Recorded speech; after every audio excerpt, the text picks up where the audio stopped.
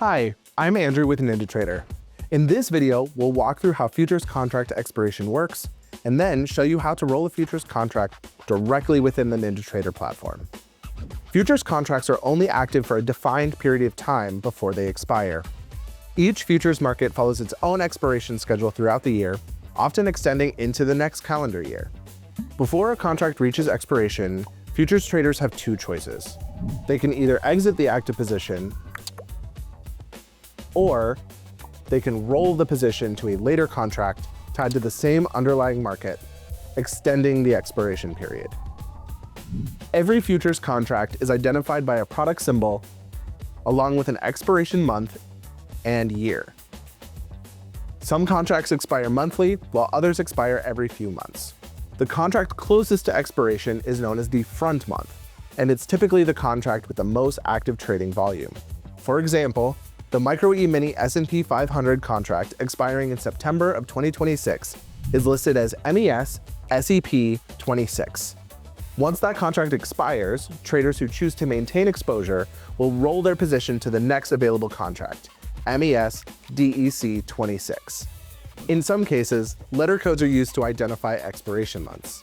You might see MES U26, since the letter U is sometimes used to symbolize September. For E-mini and Micro E-mini equity index futures, expiration occurs on the third Friday of every third month. That's March, June, September, and December. Rolling contracts isn't only about avoiding expiration. Traders may also roll to follow volume and maintain liquidity. As contracts approach expiration, trading activity often shifts into the next front month, which is where execution quality and liquidity are typically concentrated. With that context in mind, let's look at how this works in practice. Inside the NinjaTrader platform, many commonly traded futures contracts already have predefined expiration schedules. This makes it easy to identify when a contract is nearing expiration and transition to the next available contract. To roll over a contract, open it in the DOM. Then, find the gear icon right above to view settings. Click and you'll see a drop-down menu. Simply click Roll Forward, and now your contract is rolled and you're good to go. Another important consideration during rollover is settlement type. All futures contracts are either cash settled or physically delivered. With cash settled futures, such as equity index futures, expiration results in a debit or credit based on the final settlement price. No underlying asset changes hands. However, physically delivered products, such as gold, crude oil, or agricultural products, require the trader to either make delivery or take delivery of the underlying commodity at expiration.